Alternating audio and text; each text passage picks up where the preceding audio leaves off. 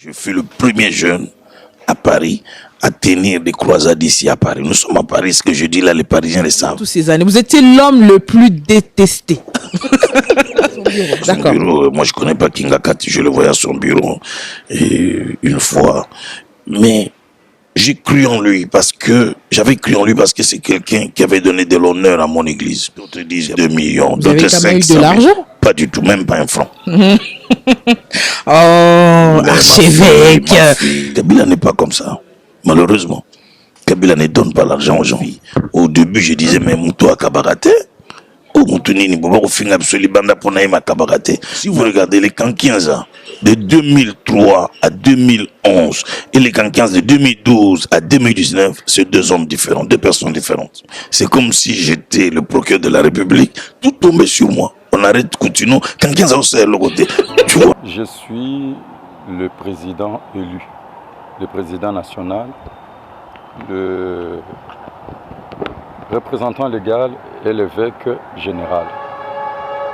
L'acte que vous avez vu à la télévision d'un groupe de soi-disant pasteurs de l'RSC qui sont passés pour me destituer, c'est un coup de théâtre, c'est un coup ecclésiastique parce que nous sommes régis par un statut, nous sommes régis par le règlement d'ordre intérieur. Cet acte n'a pas une valeur juridique, ce n'est pas fondé parce que ça ne répond pas à notre statut et règlement d'ordre intérieur. Et les personnes n'ont pas qualité, c'est non-événement. Alors, je vais m'expliquer. Il n'y a aucune disposition dans notre statut pour la destitution de président national, représentant légal, évêque général. Parce que c'est un élu, c'est le numéro 1 qui incarne. Mais il y a le régime disciplinaire pour tous les membres de l'ERC. Nous avons un organe, le Conseil des sages de l'Église de Réveil. Et dans cet organe, il y a une commission de discipline. C'est-à-dire, s'il y a eu des abus, il devait verser cela auprès du président du Conseil des sages. Et c'est lui qui devait réunir une commission et cette commission devait statuer. En mourant, il n'y a que le père spirituel, c'est-à-dire celui qui est plus élevé, qui peut m'entendre, ou tout simplement les serviteurs de ma génération. Après l'audition, c'est alors que le verdict devait tomber. Soit c'est l'avertissement, soit c'est le blâme, soit ils peuvent vous suspendre, vous comprenez, mais la suspension vraiment pour un représentant légal n'est pas vraiment souscrit. Alors, à ce moment-là, pour destituer un représentant légal, il faut que l'Assemblée nationale ecclésiastique, c'était l'Assemblée générale, soit réunie. Il y a une procédure pour installer le bureau. Il y a ce qu'on appelle le thème de référence, les dossiers à traiter. Et s'il y a une motion, ça sera un débat et le membre de l'Assemblée devrait voter. Si la majorité vote oui, c'est alors que vous serez destitué, il y aura un procès verbal. Tout ce qu'ils ont fait là, ils ont violé en flagrance notre statut. Et le règlement d'ordre intérieur. Je vais vous expliquer maintenant le fond. Il y a une main noire. C'est une messe noire. Et là, il y a des confessions religieuses qui sont derrière. Il y a l'influence, le trafic d'influence des autres qui parlent au nom de la présidence de la République. Pourquoi? C'est une série d'événements. Vous êtes des journalistes, mais l'enquête, vous verrez que ça s'est fait à l'église de Kimbanguiste pour destituer celui qui avait siégé ce jour-là. Ça s'est fait à Comico et il y a eu des déclarations pour destituer. Ça s'est fait à l'église orthodoxe. Ils ont retiré le passeport des colonels de l'armée du salut et on l'a remis après discussion 2 mois. Et ensuite, maintenant c'est le tour de l'église de réveil du Congo. Alors quel est l'objectif?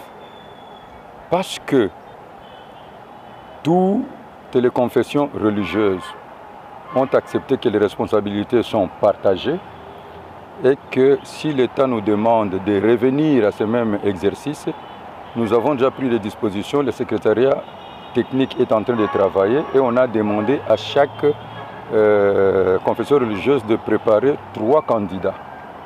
Bon, maintenant, le calcul politique c'est quoi? C'est d'enlever les personnes qui ont voté Malonde pour mettre les nouvelles personnes afin qu'il y ait des injonctions pour la volonté politique. Et c'est ça la réalité. Des injonctions proviennent d'où? C'est à vous de mener l'enquête. Hein. Ceux qui nous font cette pression, je vous dis, même au moment où je vous parle, la plupart de la vie des serviteurs de Dieu, c'est en danger. Oui, mais la vie est en danger. C'est quelque chose que vous ne devez pas garder silencieux. Je vais vous dire, par exemple, pour mon cas, le commanditaire de toutes ces choses, c'est mon prédécesseur. C'est lui que j'ai remplacé. Vous constaterez que, je vais citer, il y a le pasteur Jean Bosco Kundomba qui a initié la lettre. Après, il a encore initié la lettre avec le pasteur, le monseigneur Moïse Chibumbu et Mapassa Baolim. Ils ont invité les gens, la réunion a commencé à l'église de mon prédécesseur. Ils ont transféré cela à notre siège de Kaouka en construction et ensuite sur le président provincial. Et ils ont appelé les communaux. C'est une messe noire. Et je vais continuer, si vous permettez. Et arrivé là-bas, ils ont parlé et suivez leurs déclarations, vous allez comprendre. En parlant, en faisant tout ce qu'ils sont en train de faire, ils sont parvenus à cette fameuse conclusion que moi j'appelle non-événement. Alors, qu'est-ce que vous constatez? C'est tout simplement les intérêts politiques, les intérêts personnels. Quand un homme de Dieu, sa conscience ne fonctionne plus à cause des intérêts, moi je leur demanderai, si vous êtes les hommes de Dieu, ne prenez pas les fidèles, les églises, comme votre fonds de commerce politique. Faites la politique, faites un parti politique. Parce que l'Église doit garder la neutralité objective. Dans l'Église, nous avons l'opposition. Dans l'Église, nous avons le pouvoir. Dans l'Église, nous avons la société civile. Dans l'Église, nous avons même des étrangers. Si moi j'ai une prise de position, je fais quoi? Je divise l'Église. L'Église doit garder la neutralité objective, mais l'Église doit défendre les intérêts du peuple et l'Église doit orienter, doit faire l'éminence grise. C'est ça la réalité. Et je vous demande de mener l'enquête, vous verrez ce que je suis en train de vous dire. Et autre chose, il y a l'escalade de tribalisme. Donc on ne me supporte pas parce que le pouvoir est kansayé. Je suis du Kasaï. J'ai dit qu'on a menacé même un pasteur qui a fait avec moi. C'est un ami pendant 40 ans, il est avec moi. On lui dit à Lingala, on lui dit que Boteki Bokonzi, on l'a menacé. Il y a même un autre pasteur, je cite Kajamar, qui a dit que Sony est devenu notre ennemi commun, nous allons le détruire. Il y a l'autre qui a dit, il a dit que non, ça c'est le trafic d'influence au nom du chef de l'État. Il a dit que le chef de l'État tapait la main sur la table, il dit il ne veut plus de Sony. Et celui qui a dit ça, il y a des témoins, c'est Jean-Marie Kapefula Kajamar, notre provincial. Menez, oui, Kapafula, menez cette enquête. Donc, vous voyez, c'est ça la réalité. D'une façon ou d'une autre, moi je suis égal à moi-même, je m'appelle Sony Kafuta Rockman. Oui, politisation de l'institution RC. On vous reproche exactement quoi? C'est à vous de le voir. On me reproche des choses qui ne sont pas fondées. Bon, écoutez, je vais vous dire une chose. Tout ce qu'ils disent, ça ne répond pas à nos statuts. Par exemple, l'Assemblée ecclésiastique, c'est une fois par an, extraordinaire, et le mois de janvier. Posez-vous des questions. C'est au mois d'avril que j'ai été élu. Entre avril ou mai, je vais voir. Au mois de juillet, c'est là où j'ai été investi. Vers fin juillet, il y avait la reprise.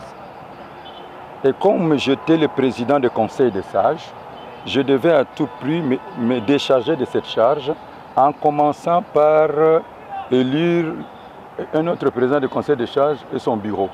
Et cela a été fait au mois de janvier. C'est le premier acte que j'ai posé. Après cet acte, j'ai trouvé la caisse de l'église vide.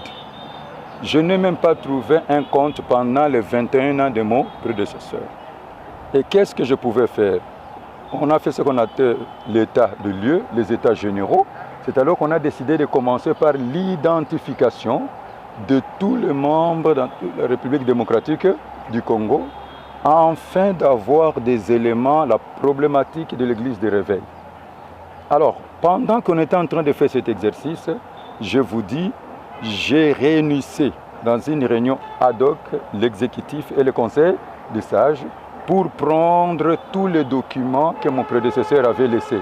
Parmi ces documents, il y a eu des concessions, il y a eu des protocoles d'accord, il y a eu des modifications des statuts. On parle de modification des statuts. C'est le travail qu'on est en train de faire des réformes et celui qui a proposé 7 ans, c'est le révérend Jean Bosco. On est en train d'adopter des choses qu'on devait présenter au Congrès. Bon, maintenant, arrivé au mois de janvier, toujours au mois de janvier, entre janvier et mars, le président du conseil des sages est tombé malade, il est mort. Et c'est le 16 mars, j'ai établi, on a élu un autre président, et il reste seulement le vice-président. Et il y a eu ce confinement. Pendant 5 mois, je devais faire quoi? Avec que l'argent, parce qu'il n'y a pas l'argent dans la caisse. Il n'arrive même pas. Vous savez, je suis surpris de voir ces pasteurs-là qui passent dans toutes les chaînes de déposer. Il y a la main noire. Parce que quand nous sommes dans des réunions de prière, ils sont même incapables de se payer leur propre transport. Moi, je paye les transports. Maintenant, ils ont eu l'argent pour passer dans toutes les chaînes où? Vous êtes des professionnels, il faut comprendre. Donc, maintenant, qu'est-ce que moi je pouvais faire 5 mois de confinement? Je devais faire ça comment? Et je vous apprends une chose. Depuis que j'ai pris le pouvoir, je n'ai changé personne. Je n'ai changé personne. C'est la continuité des personnes que mon prédécesseur a laissées. Je n'ai changé personne, sauf 2 coordonnateurs de province ecclésiastique, celui de Katanga et de Congo central. Et puis, j'ai nommé le responsable de la jeunesse pour la ville de Kinshasa. Donc, voilà un peu ce qui se passe. Je vais y arriver. Bon, maintenant, on dit que l'église ne fonctionne pas bien. Comment l'église fonctionne? L'église du Réveil du Congo, c'est la grande église, mais elle est unité plurielle. Chaque pasteur organise son église et les présidents provinciaux organisent les activités et nous font rapport. C'est un cadre seulement de concertation, c'est un cadre d'encadrement, vous comprenez, de solidarité. Maintenant, comment ça devait fonctionner? Parce que maintenant, tout le monde fonctionne très bien. Tout le monde fonctionne très bien. D'ailleurs, au moment où je vous parle, nous avons 11 provinces. Hein? Toutes les provinces sont derrière moi, excepté une partie de Kinshasa. Et des personnes que vous avez vues là, devant la télévision, est-ce que vous avez vu des personnalités que vous connaissez, des serviteurs de Dieu de personnalité, les signataires de statuts? C'est ce que je vous dis, que c'est un coup de théâtre, mais leur joie est pour peu de temps. Je le remets entre les dispositions du conseil des sages. C'est le conseil des sages qui va statuer les cas de chaque personne. Et il va me remettre les dossiers, je prendrai la décision. Mais moi, je vous dis, je me sépare avec ces gens définitivement. Je ne vais même pas les revoir dans mon songe. Je ne peux pas me mettre ensemble avec eux parce que ce qui nous unit, c'est la foi en Dieu. La communion fraternelle est sacrée. Si réellement il y avait un problème, pourquoi ils ne sont pas venus me voir? Parce que tous ces gens me voient comme il veut. Donc, c'est pour cela que j'ai dit, je vais vous dire ma dernière décision parce que je vais entrer en retraite. En sortant la retraite, je vais vous dire si je vais continuer avec eux ou pas. Deuxième chose de vous dire, ce qui leur font peur, c'est parce que j'ai décidé de réconcilier tout le monde. J'ai décidé de réconcilier tout le monde et il y a l'approche avec les amis du Haut Conseil de l'Église de Réveil. Et maintenant, ils ne sont pas d'accord avec toi, avec moi plutôt. Mais si moi je vais leur faire le coup, hein, je prends seulement l'armée de l'Éternel, mon Église, je vais au Conseil de l'Église. Pourquoi tous ceux qui étaient avec nous sont sortis? Regardez maintenant la composition de ceux qui sont là. Regardez si vous verrez vraiment les colonnes. Pourquoi ils sont partis? Moi, je peux le faire ce coup. Je fais ce coup, je vais au conseil, ils vont rester vides. Voilà la réalité. Batamangala Bazar. Batamangala. Les gens de Mangala. Oui, je l'écoute. Batalingala Bazar. Le message est déjà passé en français. De l'insoumission au pouvoir public et je vais répondre. Bon, je dis que je vais vous répondre maintenant. Soumission à quoi? À la loi? À la loi publique. C'est parce que je me suis opposé à l'ordre que le gouverneur aurait donné qu'il faut désinfecter les églises en payant 200 000, 100 000 et 60 000. Est-ce que vous trouvez ça normal? Moi, je défends les intérêts de l'église. L'église venait de confinement. Pourquoi on n'avait pas confiné, on n'avait pas désinfecté le marché, les boîtes de nuit, les biches, les véhicules et tout? Non. C'est ça. Deuxièmement, c'est parce que j'ai refusé que la police puisse contrôler en uniforme l'église, les membres de l'église. Mais on a négocié avec le numéro 1 de la police. Et d'ailleurs, il a félicité. Vous avez constaté que jusqu'à présent, il a dit que c'est 90% de chrétiens, des églises qui ont répondu. On me dit encore une fois, j'ai dit que non, voilà, j'étais chez le chef de l'État, Natie Kamasuba Nangai. Je vais vous dire une chose. Le chef de l'État m'a reçu, pas seul, on était les 6 confessions religieuses. En sortant de là, je prends témoin le ciel, la terre, ma conscience, on ne m'a même pas donné un franc.